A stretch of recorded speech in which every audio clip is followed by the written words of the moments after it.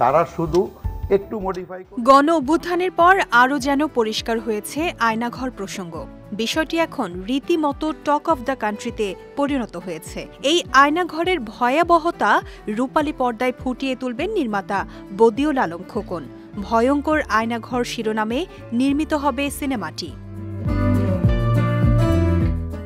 তবে এরকম স্পর্শকাতর ইস্যু নিয়ে ছবি বানানোর জন্য কতটা প্রস্তুত খোকনের টিম জানতে চাইলে নির্মাতা বলেন, অনেকদিন আগে থেকেই একটু একটু করে কাজ গুছিয়ে রেখেছিলাম।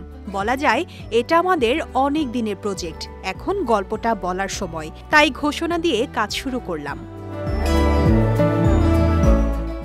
বিদেশি গণমাধ্যম থেকেই জানা যায় আয়নাঘরের কথা। সে প্রসঙ্গে খোকন বলেন, সরকার পদত্যাগ করার পর আয়নাঘরের অমানবিক অত্যাচার পুরোপুরি জানতে পেরেছে মানুষ। কি ভয়ঙ্কর নিষ্ঠুরতম সেই ঘটনা। এমন ঘটনার পুনরাবৃত্তি যেন আর না ঘটে, সেজন্যই সিনেমার মাধ্যমে মানুষকে সচেতন করতে চাই।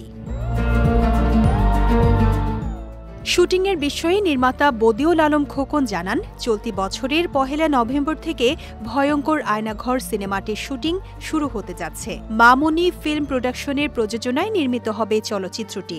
ভয়ঙ্কর আয়নাঘর সিনেমার শিল্পী এখনও চূড়ান্ত করা হয়নি, তবে নতুনদের নিয়ে চলচ্চিত্রটি নির্মাণ করা হবে বলেও জানিয়েছেন এই নির্মাতা।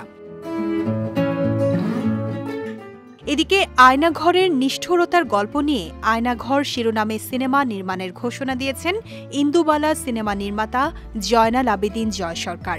এরই মধ্যে পরিচালক সমিতিতে ছবিটির নামও নিবন্ধন করেছেন বলে জানিয়েছেন এই পরিচালক।